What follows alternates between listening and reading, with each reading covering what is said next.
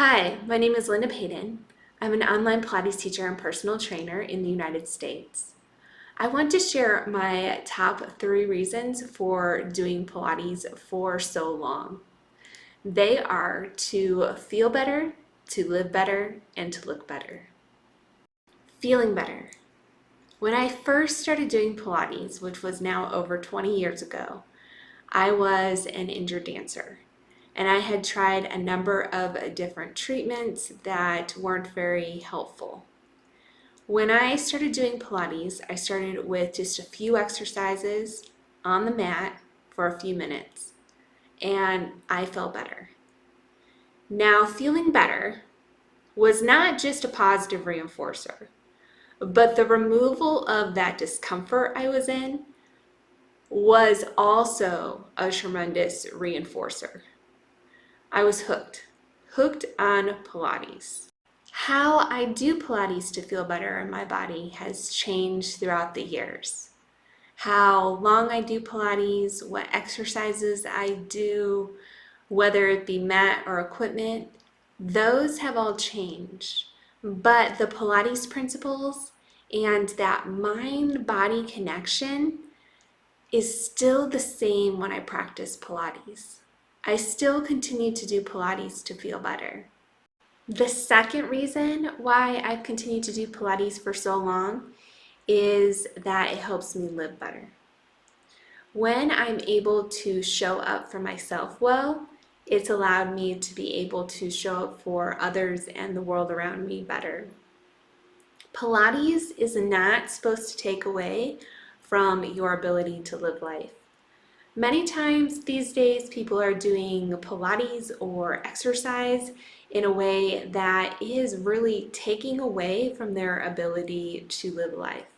They might collapse on the floor after a workout, have extra fatigue, have a lot of muscle soreness, and struggle with moving after a workout. And that level of challenge is not something that Joseph Pilates wanted people doing his technique to experience. Now, high-level athletes and those that are professional athletes, they may have a different need for their workouts where they do actually need rest between their workouts and fatigue and soreness. But for the typical person doing Pilates, Joseph Pilates wanted Pilates to make someone feel more invigorated, to give someone even more energy, to help someone live life better. Another way that Pilates has helped me live better is understanding the limits that my mind and body have and respecting its boundaries. How did I become an injured dancer in the first place? I wonder if I had had a different relationship with my mind and body through the practice of Pilates, if I actually would have gotten injured, or if I would have understood what the limits to my body were, how I needed to treat and respect its boundaries. And so, since I still practice Pilates today, I have a better understanding of what my changing boundaries are for my mind and my body. Pilates has helped me expand and change those boundaries that change throughout life. We often think in life that things should always just be an upward trajectory, but that's not really how life works. Illness happens, injury happens, accidents. We go through life changes and different circumstances, and so there's really a lot of up and down that happens in life. And so Pilates has helped me learn through all those up and downs what my boundaries are. How heavy of a piece of furniture can I move around? When I do an activity such as vacuuming or dishes or cooking around the house, how do I do it utilizing my posture and control and other Pilates principles? Essentially, living life becomes an entire practice of Pilates once you understand the Pilates principles. We tend to spend most of our time focused on what's going on around us and the outside world. Pilates is a time where we get to focus inward.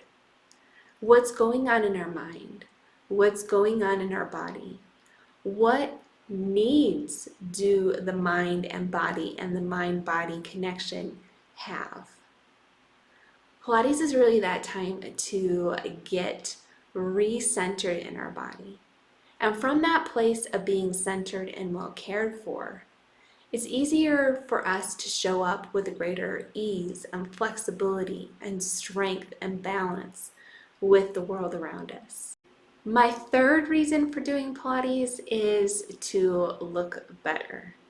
Now, this is not my main reason for doing Pilates, but it is a side benefit. The number one thing that I like in my body from doing Pilates is what happens with my core.